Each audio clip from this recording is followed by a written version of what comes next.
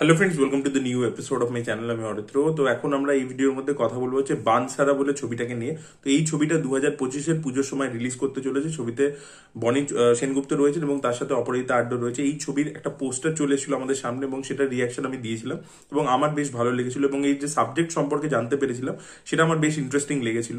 তো সেটা আমি রিয়াকশন দিয়েছিলাম। এর পরবর্তীতে মেকার্সরা একটা মোশন পোস্টার নিয়ে এসছে।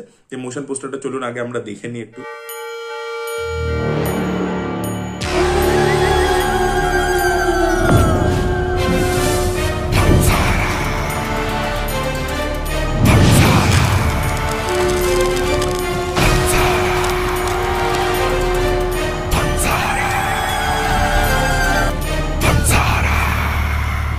তো এই মোশন পোস্টারটাও কিন্তু বেশ ভালো হয়েছে। এই মোশন পোস্টারটার মধ্যে দেখুন, প্রথম যে পোস্টারটা আমরা দেখতে পাচ্ছি সেটা অলরেডি যে পোস্টারটা বেরিয়েছিল, এমনি স্ট্যাটিক যে পোস্টারটা বেরিয়েছিল সেটাই আর কি। প্রথম ভিজুয়ালটা এক্স্যাক্টলি সেম, বাট পরবর্তীতে যে ভিজুয়ালটা আমরা দেখতে পাচ্ছি যে টর্চটা মারছে সেখানে অপরাজিতা আড্ড দাঁড়িয়ে আছে, তাকে একটা ছায়ার মধ্যে রাখা হয়েছে, তার ফেসটা রিভিল করা হয়নি এবং সেই এখানে মেনলি অ্যান্টাগনিস্টের চরিত্র করতে চলেছে এবং সেটা তার প্রেজেন্টেশন মানে তার ক্যারেক্টারটা কিরকম হতে চলেছে সেটা দেখার জন্য আমি মুখিয়ে আছি। কারণ অপরাজিতা আড্ডকে সচরাচর অ্যান্টাগনিস্টের চরিত্রে আমরা মানে দেখিনি আর কি, মানে সচরাচর উনি করেন না।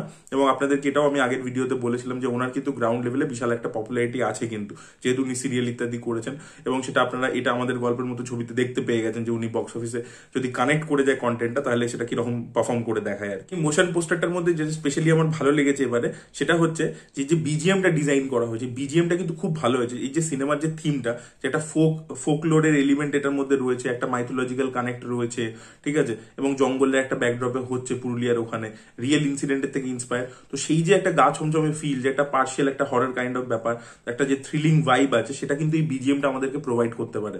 যে একটা একটা থ্রিলিং ভাইব সেটা কিন্তু বিজিএমটা দিচ্ছে, সেটা যদি আপনারা ভালো করে লক্ষ্য করেন। তো সেটা আমার সবচেয়ে ভালো লেগেছে এবং প্রথম পোস্টারটা তো ভালো লেগেছিল, একটা রাক্ষসের মতো একটা ক্যারেক্টার এবং একটা অন্ধকারের শ্যাডোর মধ্যে রয়েছে। এবং অন্যদিকে আমরা এইভাবেও জিনিসটাকে দেখতে পারি যে টর্চ নিয়ে যে ছিল, আগে যদি নোটিস করেন যে শ্যাডোটার মধ্যে যে লোকটা ছিল তার হাতে টর্চ ছিল এবং একটা রাক্ষসের মতো কিছু তার দিকে এগিয়ে আসছিল। পরের মুভমেন্টে আমরা দেখতে পাচ্ছি যে টর্চটা মারছে এবং যার উপর মারছে সেটা আছে অপরাজিতা আড্ড এবং তাকে পুরোপুরি দেখা যাচ্ছে না, তার ফেসটা দেখা যাচ্ছে না। এবার মাইট বি যেটা হতে পারে অপরাজিতা আড্ড অ্যাকচুয়ালি ওই রাক্ষসটার রিপ্রেজেন্টেশন আর কি, মানে ওই যে মানুষটা যে শ্যাডোর মধ্যে যে টর্চ নিয়ে ছিল তার উপর একটা রাক্ষস অ্যাটাক করছিল। পরবর্তীতে আমরা দেখতে পাচ্ছি সে যখন ডিটেলে গিয়ে দেখছে সেটা আর কেউ নয়, অপরাজিতা আড্ডর ক্যারেক্টারটা। তো ওখানেই আর কি একটা সিম্বলিক রিপ্রেজেন্টেশন, একটা ওভারল্যাপ টাইপের করাবার চেষ্টা করা হয়েছে এই মোশন পোস্টারের মাধ্যমে।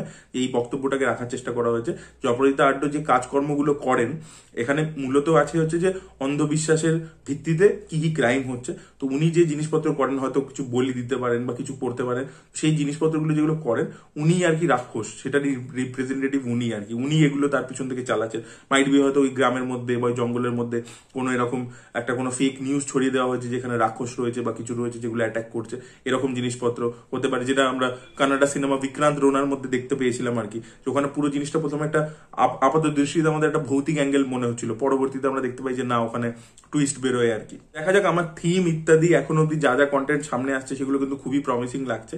এবং দেখুন বনির ক্ষেত্রে আমরা বলতে পারি যে বনিকে তো সফট টার্গেট, তাকে দেখবেন মানে কিছু একটা সে পোস্ট করলো, কিছু একটা কমেন্ট করলো, সঙ্গে সঙ্গে তাকে নিয়ে ট্রোলিং শুরু হয়ে গেল, শুরু হয়ে গেল, এটা কিন্তু ঠিক না, ঠিক আছে। তো আমার এই জিনিসটা ভালো লেগেছে। এবং বনির ক্ষেত্রে আমি যেটা বলতে চাই, আমার পার্সোনাল এক্সপিরিয়েন্স, আপনি যে কোনো রিভিউয়ারকে জিজ্ঞেস করে নিতে পারেন। যখনই আমরা ইন্টারভিউ করতে গেছি, ইভেন ইন্টারভিউটার মধ্যেও যদি মানে একবার হয়েছিল আমি আর রূপম একসাথে ইন্টারভিউ করছিলাম বনি আর কৌশানী, সেই ইন্টারভিউটা দেখবেন যে খুব একটা ভালো কনভারসেশন হয়নি, মানে খুব মানে ইন দ্য সেন্স যে কোয়েশ্চেন্স খুব কড়া হয়ে গেছে, তারা খুব একটা কমফোর্টেবল ছিল না সেই ধরনের কোয়েশ্চেনে। বাট তা সত্ত্বেও বনি কিন্তু আমাদের সাথে কোনোদিনও খারাপ ব্যবহার করেনি। সেও কিন্তু পারবো না আমি ছাড়তে তোকের মতো বক্স অফিসে হিট ছবি দিয়েছে, সেও কিন্তু বরবাদের মতো হিট ছবি দিয়েছে। তাকেও তো সুযোগ দিতে হবে। আজকে কৌশানী যেরকম প্রপার সুযোগ পেলো, সে কিন্তু পারফর্ম করে দেখালো, এটা তো আমাদের চোখের সামনে এলো যে পরপর আবার প্রলয়তে এবং বহুরূপীতে। তো বনিও যদি চান্স পায় ডেফিনেটলি, তো সে চেষ্টা করছে, এই কন্টেন্টটা ইন্টারেস্টিং লাগছে। তো যতক্ষণ কন্টেন্টটা রিলিজ করছে না ততক্ষণ আমাদের অপেক্ষা করা উচিত। তার আগে থেকেই আমরা মানে ঝাঁপিয়ে আর কি পড়ে এবং উল্টোপাল্টা বলতে শুরু করলাম, সেটা আমাদের উচিত নয় বলেই আমার মনে হয়। এবং এর যে ডিরেক্টর, তিনি আগে জার্নালিস্ট ছিলেন, যেটা আমি আগের ভিডিওতেও বলেছিলাম। তো আশা রাখা যাচ্ছে যে এটাতে তারা একটু বাজেট পেয়েছে, স্কেল আপ করবার চেষ্টা করছে। তো আশা করবো যে ছবিটা ভালো হবে। লেটস সি কি হয়। আপনাদের মতামত অবশ্যই কমেন্ট সেকশনে জানাবেন। Thank you so much, bye by.